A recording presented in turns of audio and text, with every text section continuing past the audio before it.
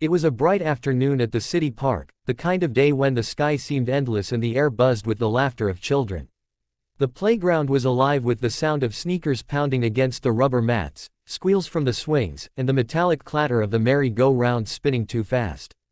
Parents sat scattered on benches, some chatting with one another, others scrolling through their phones as their kids darted from slide to sandbox. In the middle of all this movement sat a little girl who looked out of place, not because she didn't belong, but because nobody seemed to think she did.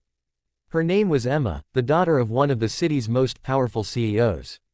Her father, Alexander Hayes, was known in the corporate world as a man who commanded respect, a man whose decisions shaped industries. Yet here, at the park, he was just a father, standing a few feet behind his daughter, feeling helpless. Emma sat in her wheelchair, her legs wrapped in a soft blanket, her small hands gripping the armrest as she watched the other children run past her. Her wide brown eyes followed them like a bird trapped in a cage watching others soar. Every now and then, another child would glance at her curiously, but then their parent would call them back, sometimes with a warning look that said, "Don't stare." Alexander noticed this each time, and it tore something inside him. He could buy skyscrapers, build empires, and silence his rivals, but he couldn't buy the one thing his daughter craved: companionship.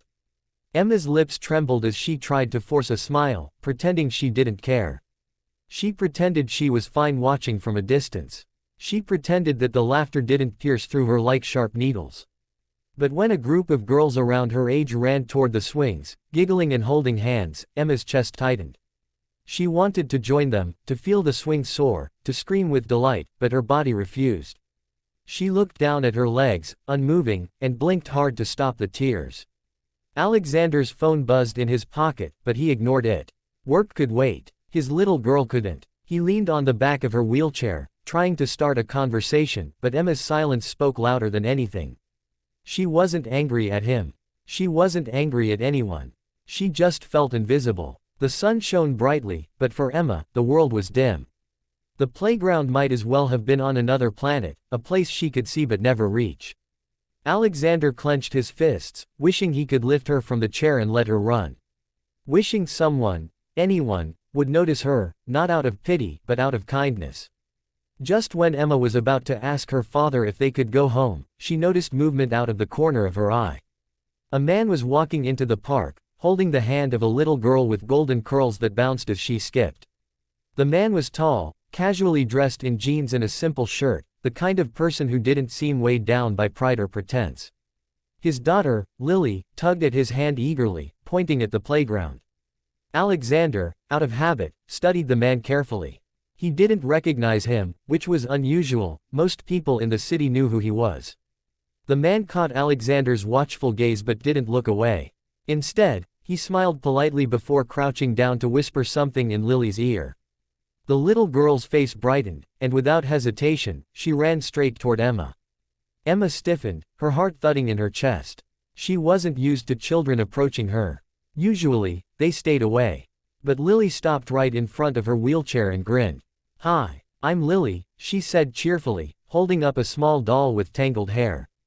"This is Rosie. She's my best friend. What's your name?" Emma blinked in surprise. For a moment, words stuck in her throat. Then, softly, she whispered, "Emma." "Emma," Lily repeated, as if the name itself was something beautiful. She crouched beside the wheelchair, completely unfazed by it. "Do you want to play with us?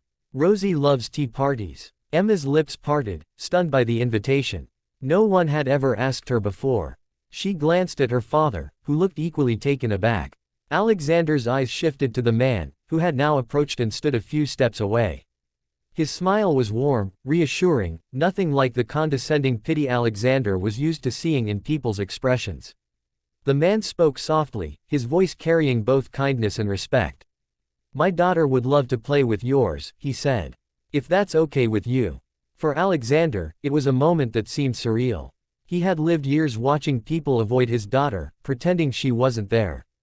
Now, here was someone breaking that wall effortlessly, treating Emma not as a burden, but as a child who deserved friendship. Emma's face began to glow with a hesitant smile. She nodded shyly. "I'd like that." The single dad bent down and gently adjusted Emma's wheelchair so she could move closer to the grass where Lily had already begun setting up her tea party. It was such a simple gesture, but to Emma, it felt like the world had shifted. Someone finally saw her. Under the shade of the big oak tree, Lily arranged her dolls and tiny plastic cups. Emma, still in her wheelchair, found herself drawn into Lily's world. Lily chattered endlessly, pouring imaginary tea, offering cookies that didn't exist, and laughing at her own jokes. Emma giggled, at first softly, then louder, until her cheeks hurt from smiling. Alexander watched from a distance, his heart swelling with emotions he couldn't name. He had seen his daughter smile before, of course, but not like this.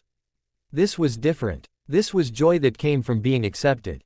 He moved closer, wanting to capture the moment, but also not wanting to intrude. The single dad stood beside him, hands in his pockets. Lily doesn't care about wheelchairs, he said quietly, glancing at Emma.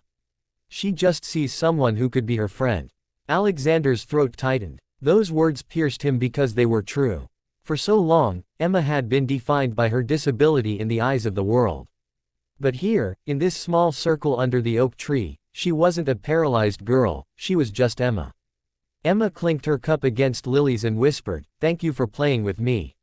"Of course," Lily replied brightly. "We're friends now. Friends always play together." The two girls giggled, and for once, Emma didn't feel different. She felt normal. She felt happy. Alexander's eyes stung with tears he didn't want anyone to see. He looked at the single dad, who gave him a knowing nod, as though to say, "I understand." In that moment, Alexander realized something money could never buy, the power of kindness from strangers.